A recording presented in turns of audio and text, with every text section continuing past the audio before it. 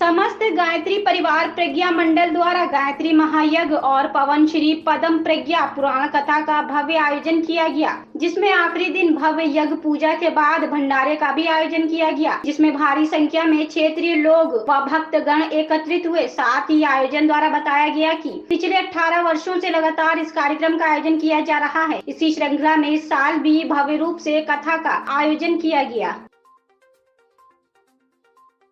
पहले अपना जी, हमारा नाम अनिलेश तिवारी है।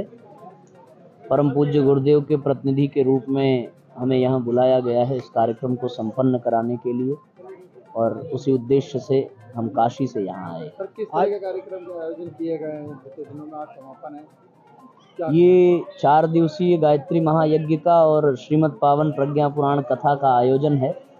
निश्चित रूप से भारतीय संस्कृति को, हिंदुत्व को और सनातन धर्म को आगे ले जाने, समूचे समाज में श्रेष्ठता का, पवित्रता का संचार करने के उद्देश्य से, जन जन में देवत्व को जागृत करने के उद्देश्य से ये कार्यक्रम आयोजित किया गया है। महाराज जी, जैसा कि देखा जा रहा है यहाँ हवन भी हो रही है। हवन का महत्व क्या है, थोड़ा उस पर हम चर्चा करना चाहते हैं। शास्त्रों में वर्णन है, यज्ञो वै भुवनस्य नाभि, पूरे विश्व ब्रह्मांड का नाभि केंद्र है यज्ञ। जैसे बच्चे को, जब बच्चा गर्भ में होता है तो वो माता के नाभि से जुड़ करके ही अन्न और जल पाता है, उसी तरह इस संसार में जो कुछ भी प्राप्त हो रहा है वो सब यज्ञ की शक्ति से प्राप्त हो रहा है। हम यज्ञ में आहुति दे करके यहाँ से देवताओं के पास अपनी प्रार्थना भेजते हैं और वहाँ से देवता हमें अंतरिक्ष से पर्जन्य की वर्षा करते हैं। यज्ञ आज पर्यावरण प्रदूषण का, उसको कम करने का जो सबसे श्रेष्ठ माध्यम है वो यज्ञ ही है। यज्ञ से वातावरण का भी शोधन होता है और पर्यावरण का भी। गायत्री परिवार के द्वारा आपको बुलाया गया, क्या कुछ कहना चाहेंगे गायत्री परिवार के लिए? मैं समझता हूँ कि गायत्री परिवार जैसी संस्थाएं और भी निकल करके आएं, जो पूर्ण रूपेण निस्वार्थ भाव से समाज कल्याण के लिए, आत्म कल्याण के लिए रचनात्मक कार्यों के माध्यम से इस समाज में परिवर्तन का एक शुभारंभ कर रही हैं, एक संकेत कर रही हैं कि हमें श्रेष्ठता की ओर चलना चाहिए, दिव्यता की ओर चलना चाहिए। हम केवल और केवल स्वार्थ में, भोग विलास में ही अपने जीवन को न खपाएं। भगवान ने मनुष्य योनि में हमें भेजा है तो निश्चित रूप से समाज का कल्याण करें, दूसरों के काम आएं। इसी उद्देश्य को लेकर के और इसी संकेत को लेकर के पूज्य गुरुदेव ने इतनी बड़ी संस्था की स्थापना की। गायत्री यज्ञ का समापन हो रहा है, क्या कहना चाहेंगे, किस तरह के कार्यक्रम हुए बीते? शाम को दीप यज्ञ का भी बता दीजिए।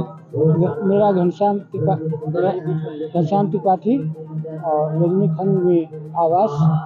ये कार्यक्रम पिछले 17 वर्षों से लगातार परम पूज्य गुरुदेव परम वंदनीय माता जी के सुख संरक्षण में संपन्न हो रहा है। उनकी कृपा यहाँ बरस रही है। ये हमारा कार्यक्रम 24 से प्रारंभ होकर आज 27 को शाम को दीप यज्ञ के साथ समापन होगा। इसमें हम लोगों को एक बहुत सशक्त टीम गुरुदेव ने प्रदान की है, जिसकी स्थूल रूप में तो टीम काम कर रही है, परंतु सूक्ष्म रूप में हमारे महाकाल परम पूज्य गुरुदेव परम वंदनीय माता जी का शक्ति जो पूर्ण रूपेण इसमें लगी हुई है। कोई भी कार्य हम कहीं भी करने जाते हैं वो पूर्व से ही पूर्ण हुआ हमें दिखाई देता है और हमें वहाँ किसी प्रकार की कोई कठिनाई नहीं होती है। हम पूर्ण रूपेण परम पूज्य गुरुदेव परम वंदनीय माता जी को समर्पित होते हुए हम उनसे आशीर्वाद मांगते हैं कि जब तक हम जीवित रहें तब तक हम ऐसे लोगों के भलाई के लिए गुरुदेव के माध्यम से, माता जी के माध्यम से कार्य संपन्न करते रहें।